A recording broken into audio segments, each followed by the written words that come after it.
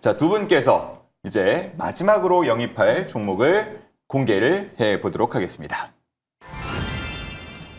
계속 밀고 갑니다. 예, 인벤티지 랩까지 한번 남성TV 가져와 보고요. 저희는 한화오션을 좀 새롭게 담아보도록 할게요. 네, 전략은 같았으나 들고 온 종목은 좀 그러네요. 분위기가 다릅니다. 자, 인벤티지 랩. 네. 뭐 윷놀이 할 때 말 없는 것처럼 계속 없는 건가요? 그렇죠. 일단은 뭐 쌓아놔야 마지막에 제약바이오 수급 딱 얹어줬을 때 한 번에 좀 터트리지 않을까. 보니까 30% 정도 차이 나는데 케어젠과 인벤티지 랩이 충분히 만회할 수 있지 15, 않을까. 15 가면. 그렇죠. 예. 사실은 원래 오늘 트레이드권 써갖고 D&D 파마텍을 좀 안 나올까라는 생각도 일부 했었어요. 왜냐면 워낙에 비만약 시장에 대한 기대감이 일부 있기 때문에. 근데 인벤티지 랩의 오늘 장중에 낙폭을 보고 잘 됐다. 오히려 저가 매수세, 특히나 이 수급의 빈집을 한번 내가 노려보자. 우리 시청자분들한테도 한번 소개해드리자라는 관점에서 인벤티지 랩 가져왔습니다. 사실 인벤티지 랩은요, 쉽게 말씀드려서 약효가 오랫동안 지속되도록 하는 플랫폼을 갖고 있는 기업이에요.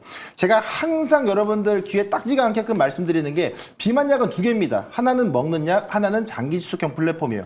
이거 두 개 중에 하나라도 사업을 영위하고 있으면 일단 그 기업은 비만약 시장에서 상당히 크게 부각될 수 있는데 그 중에 하나가 바로 인벤티지 랩이다라고 보시면 될 것 같습니다.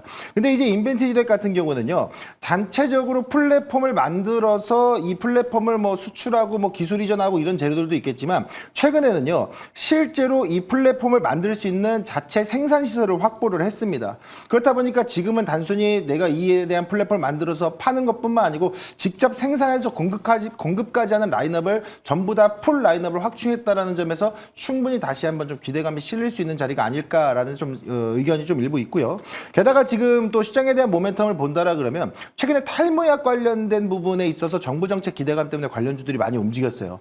근데 이 인벤티지랩 같은 경우에도 지금 최근에 호주에서 탈모약 치료제에 대한 임상 2상이 또 시작됐다라는 점에서 본다라 그러면 이 탈모약 치료제에 대한 플랫폼, 장기 치료제에 대한 플랫폼, 이게 또 다시 한번 재차 부각된다라 그러면 그쪽 라인업에도 한 번 더 발을 담가볼 수 있지 않을까 하는 기대감도 있는 상태고요. 또 추가적으로는 이 베링거 인게라임 같은 글로벌 빅파마 그룹들과의 협업 관계가 계속돼서 이어지고 있다라는 점. 그래서 앞으로 이 장기 지속형 플랫폼에 대한 비만약 시장에 대한 기대감이 올라가면 올라갈수록 인벤티지 랩은 조금 더 레벨업 될 수 있는 구간이 충분히 나올 수 있지 않을까 하는 기대감이 있기 때문에 지금 여러분들이 당장 비만약 중에 뭘 할지 모르겠다라고 하시면 저는 수급의 빈집인 인벤티지 랩을 한번 공략해 보셔도 좋다 말씀 좀 드리도록 하겠고요. 게다가 오늘 같은 경우에도 장중에 좀 주가가 밀리는 흐름이 있었습니다만 이걸 누가 받았습니까? 외인이 받았어요. 고환율 시대에 외국인들이 매수한다라 그러면 환율에 대한 안정화에 대한 환차익과 이 환차 손으로 인한 손실보다 기대 수익률이 크다고 해석할 수 있겠죠. 그럼 그 기대 수익률이 더 큰 건 누구겠습니까? 인벤티지 랩이 아닐까. 외국인들이 들어오고 있는 이 시장에 수급의 공백, 인벤티지 랩 주목해 보셔라 말씀드리겠습니다. 네. 자, 앞서 만나봤던 리뷰했던 두 종목과는 달리 인벤티지 랩은 말씀하신 것처럼 약간의 하향 곡선을 그리고 있어서 그렇죠. 이제 가격 전략을 어떻게 세울까 좀 고민이 되거든요. 네. 사실 이 차트 보면서 가격 설정을 좀 해드리자고 하면요. 일단 사실 인벤티지 랩이 어느 정도 추세가 좀 무너지고 있고 아직까지는 바닥을 다진 부분은 아닙니다. 하지만 제가 또 출연상, 이 프로그램 출연상 시기가 또 이 시기밖에 안 돼서 그에 대한 가격 전략도 같이 설정을 좀 해드리면요. 제가 항상 말씀드리지만 모든 주가의 지표는요. 거래량이 동반되었던 날의 캔들을 꼭 보셔야 돼요. 그럼 현 시점에서 제가 화살표를 그려드린 이 캔들의 시가를 보시면요.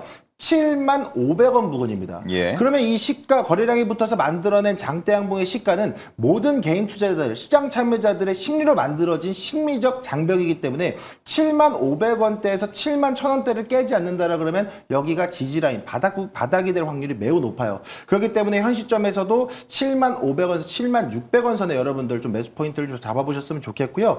만약 여기서 추가적인 상승이 나오고 비만약에 대한 재료가 붙는다라 그러면 저는 86,000원까지 일단은 1차 목표가 잡고 대응해 보시면 좋을 것 같고요. 손절가로는 한 65,000원 선으로 잡아보시면 좋을 것 같습니다. 네, 저희 방송 특성상 매수가가 시초가로 잡히게 되지만 우리 시청자분들은 관심이 있다면 네. 앞서서 말씀해주신 그 75,000원, 600원 라인도 주목해 보시면 좋을 것 같습니다. 네, 저희 여성팀은 한화오션을 공략해 보는 건데 오늘 조선주들이 강세를 보였잖아요. 그 중에서 한화오션인 이유가 있을까요? 이제 트럼프 대통령의 입에서 한화오션이 나왔기 때문에 조선사를 선택한다면 대장주를 선택하는 게 가장 맞지 않을까라는 생각을 가지고 있어요. 지금 조선 쪽에서의 쉬어감 흐름들이 계속 나왔고, 물론 전거래일 같은 경우에 미국 해군 장관이 한화를 예시로 들면서 또 언급을 했다라는 점들, 그리고 지금 아무래도 해군 같은 경우에는 계속해서 치고 나가야 하는데 미국 같은 경우에는 방향성이 정해져 있습니다.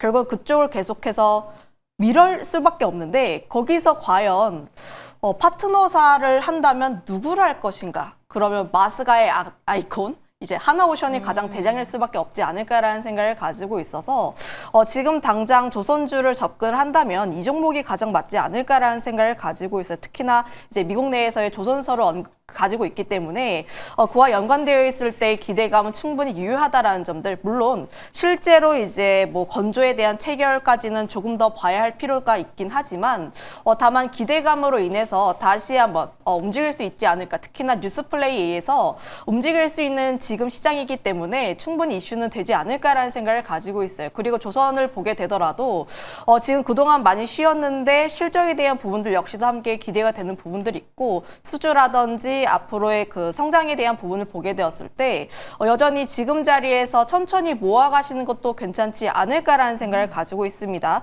물론 이 기업 같은 경우가 캐나다 관련했을 때 모멘텀도 어느 정도 있긴 한데 사실 하나오션 쪽에서의 이제 그 기대감은 우위에 있진 않아요. 사실은 이제 이런 정도도 있다에 대한 수준이라 보시면 좋을 것 같아서 3월에 대한 모멘텀이 만약에 가시화가 된다면 그때부터는 주가에 대한 리레이팅이 본격적으로 나올 수 있지 않을까라는 의견도 한번 드려보도록 하겠습니다. 네. 그렇다면 하나오션의 10월 말부터 쭉 주가가 하락세가 좀 이어지다가 오늘 오랜만에 상승이 나왔던 건데 가격 전략도 한번 세워주시죠. 사실 지금 자리를 보게 되었을 때도 바닥권에서 W자를 그리면서 오늘 자리에서 거래량 동반해서 올라온 부분들이 있기 때문에 지금 뭐 심리적인 라인대로 할 수 있는 121선 라인대를 거래량 동반해서 함께 올라온 부분들이 있습니다. 그럼 추가 상승이 또 가능하지 않을까라는 생각을 가지고 있어서 목표가는 14만 원 라인대 를 우선적으로 설정해 드리도록 하겠고요. 손절 라인대는 99,500원 라인대로 설정 드려보도록 할게요. 네, 이렇게 하나오션까지 공략을 해봤습니다.